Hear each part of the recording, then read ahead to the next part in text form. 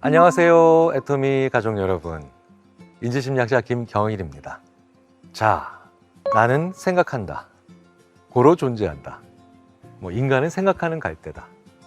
자, 이렇게 인간의 생각은 인간이 가지고 있는 가장 큰 그리고 중요한 본질 중에 하나라고 우리가 생각을 해왔죠. 물론 저 역시도 전적으로 동의합니다.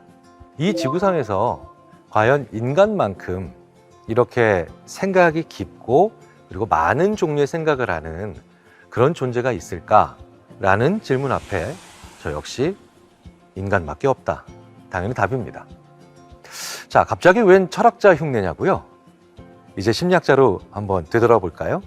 그럼에도 불구하고 우리 인간은 정말 사소해 보이거나 엉뚱해 보이는 요인의 영향을 생각할 때 많이 받습니다. 아니, 어찌 보면 그게 바로 인간의 본질인지도 모르겠습니다. 그리고 우리 인간이 겸허해지는 순간이기도 하죠. 자, 그런데 이렇게 우리 생각을 지배할 수 있는 정말 사소해 보이지만 혹은 관련 없어 보이지만 이런 요인들을 이해하는 건 우리가 좀 더 지혜로운 판단 그리고 질이 좋은 생각을 하는 데 있어서 그 무엇보다도 중요하다고 볼 수 있겠죠. 정말 우리 의지대로 행동을 하는 걸까? 바로 여기에도 일침을 놓는 그리고 깊은 반성을 하게 만드는 그런 대목이 하나 있습니다. 유럽에서요, 다양한 국가의 organ donation, 그러니까 우리말로 하자면 장기 기증이 되겠죠. 이 장기 기증에 참여할 의사, 즉 참여율을 조사해 봤더니요, 정말 이해가 잘 안 되는 대목이 있더라는 겁니다. 자, 일단 100%에 가까운 나라들, 오스트리아, 스웨덴, 프랑스, 이런 나라들을 보면서 이게 국민에 대한 의식 혹은 이런 장기 기증에 대한 어떤 참여 의식을 국가별로 나눈다는 건 다소 위험할 수는 있겠지만 헝가리, 포르투갈? 의외로 높은데? 라고 생각하실 겁니다. 자, 그런데 더 우리를 당황스럽게 하는 건 덴마크, 네덜란드, 영국 같은 나라들이죠. 자, 장기 기증에 참여한다. 이건 시민의식이 있는 국가에서 높다라고 하는 게 당연히 일반적인 상식인데요. 그런데 폴란드, 포르투갈, 헝가리 같은 나라가 100%인데 덴마크가 단 몇 %에 불과해? 그리고 네덜란드가 그 절반도 아닌 4분의 1 수준에 불과해? 이거 좀 이해가 잘 안 된다는 거죠. 저 이유는 뭘까요? 실제로도 저 이유를 알아내기 위해서 꽤 많은 시도가 있었는데 정말 어처구니 없는 정말 사소한 것 하나에 이 이유가 있다는 게 밝혀지죠. 바로 그 비밀은 운전면허 시험장에서 있었습니다. 자, 우리나라도 크게 다르지 않은데요. 운전면허 시험 볼 때 의외로 그 응시 원서에 쓸 게 많죠. 네, 개인정보도 그렇지만 여러 가지 정보들을 씁니다. 그리고 뒷장 가면 대부분의 나라에서 요거는 필수사항이 아니라 옵션입니다. 이런 것들이 있어요. 어떤 나라에서는 그 옵션이요, 이렇게 돼 있습니다. Check the box below if you want to participate in the organ donor program. 뭡니까? 장기 기증 프로그램에 참여할 의사가 있으면 체크하세요. 아무도 체크 안 하겠죠.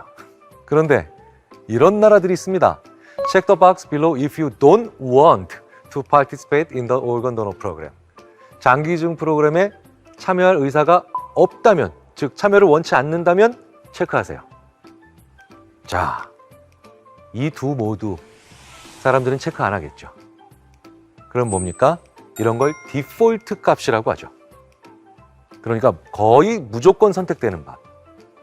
자, 이 경우에 장기 기증 프로그램에 참여할 의사가 있어야만 체크하고 없어야만 체크하는 이 경우에 바로 이 차이로 만들어졌던 겁니다.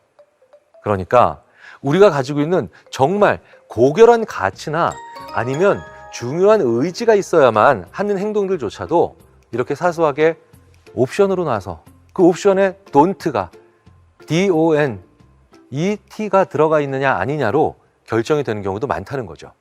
그렇기 때문에 우리는 무슨 생각을 하고 있는지, 지금 내가 어떤 생각을 하고 있는지에 대한 좀 더 깊은 성찰이 필요합니다. 즉, 무엇을 생각할지 혹은 어떤 생각을 할지를 생각하는 것, 즉 생각에 대한 생각이 필요하다는 거죠. 왜냐고요? 실제로 내가 지금 생각하고 있는 건 직전에 있는 상황으로부터 너무나도 쉽게 전염이 되기 때문입니다. 인간은 정말 사소한 요인에 의해 영향을 받습니다.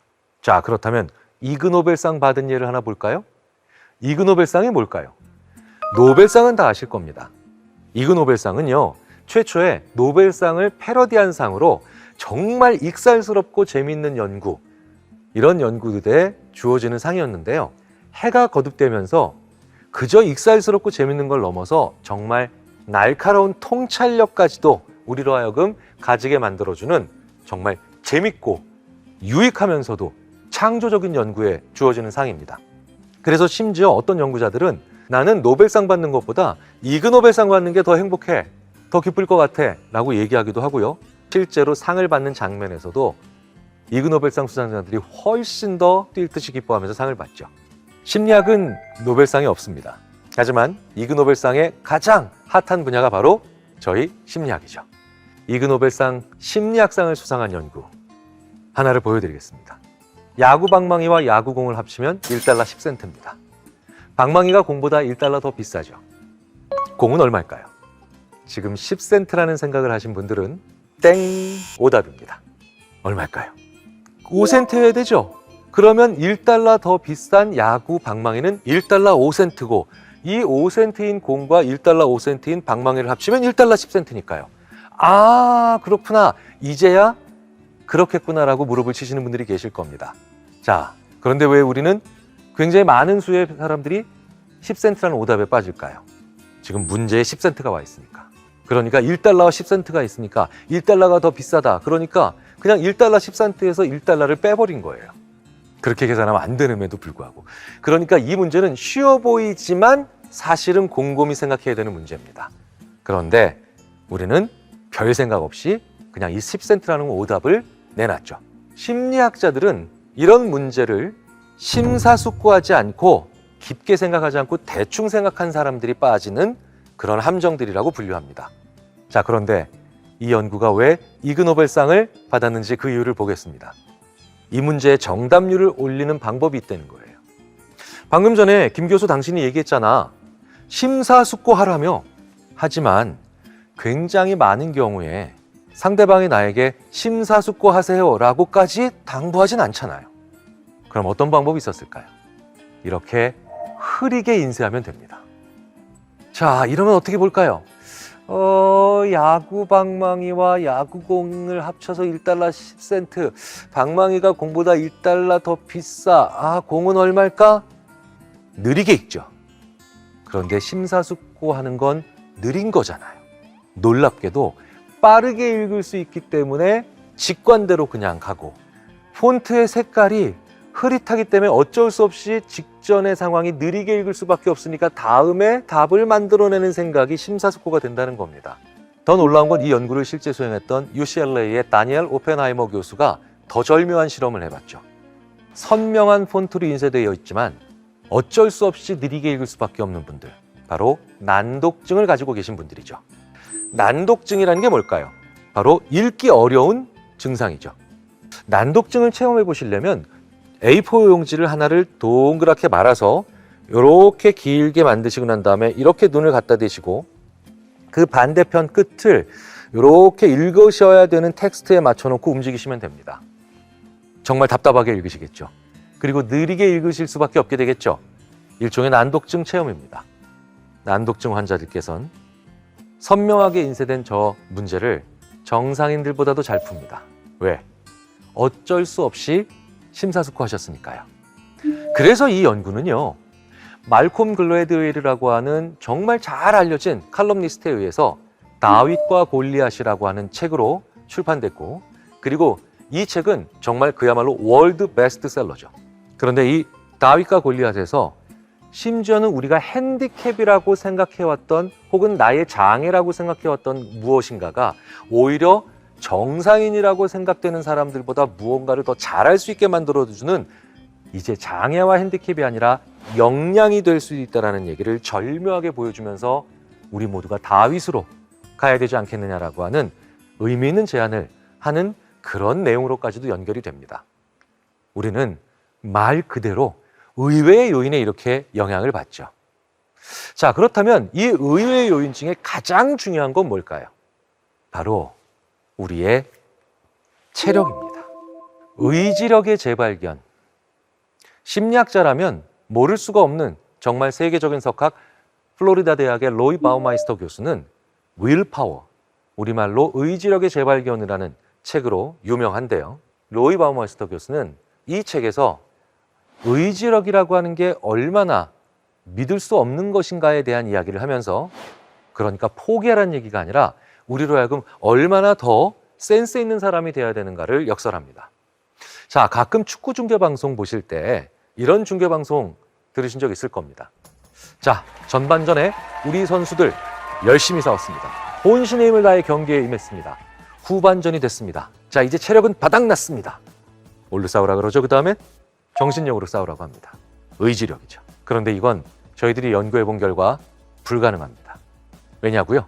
저희가 아무리 연구해도 인간의 체력과 정신력, 즉 의지력은 같은 건전지로부터 나옵니다. 그런데 어떻게 체력이 떨어졌는데 정신력이 올라갈까요? 어떻게 의지력을 가질 수 있을까요? 그래서 저희 심리학자들은 인간의 체력과 정신력은 같은 총량의 법칙 하에 있다. 즉 체력이 떨어진 사람은 정신력을 발휘할 수 없고 정신적으로 타격받은 사람들은 몸이 아프다. 심리학사에서 100년 넘게 관찰되고 있는 결과죠. 즉 심리학의 출발과 함께 관찰된 결과입니다. 자, 그렇다면 우리로 하여금 생각할 수 있는 시점은 언제일까요? 바로 체력이 좋을 때겠죠. 그리고 체력은 대부분 오전에 좋습니다. 심리학에서 정말 많은 연구 결과들을 종합해 보면 인간은 체력적으로 왕성한 오전에 생각을 하고 직전에 다른 요인이 별로 없는 잠에서 깨난 오전에 좋은 정신을 가지고 있습니다. 그러니 생각할 수 있는 가장 좋은 시간은 오전이죠. 그리고 익숙한 일을 해야 될 시점이 오후입니다. 그래서 심지어 이전에 계약해보지 않았던 새로운 종류의 보험을 판매할 때 노련한 보험 설계사들께서는 그 고객을 오전에 만납니다. 왜요? 자기를 위해서가 아니라 고객을 위해서죠. 그러니 이 보험 설계사분은 지혜로우신 겁니다. 상대방을 최적의 상태로 놓고 생각할 수 있는 가장 좋은 상태로 놓고 그리고 보험을 판매하시니까요. 그러면 오후에는 아무것도 하지 말란 얘기냐? 아니죠. 오후에 사람은 지쳐있기 때문에 관성의 법칙을 따라 자기가 늘 해왔던 일들을 익숙하게 그대로 하는 걸 좋아합니다. 그리고 실제로도 잘하죠. 그래서 기존 계약을 갱신할 때 그 고객을 오후에 만나는 보험 설계사분은 지혜로운 분입니다. 인간은 오전에 생각하고 오후에 익숙한 일을 해낼 때 가장 하루를 값지게 쓸 수 있다. 바로 우리 생각은 정말 다양한 요인의 영향을 받는다는 수많은 연구 결과들을 종합해서 저희 인지심리학자들이 애터미 가족 여러분들께 전해드리는 메시지입니다.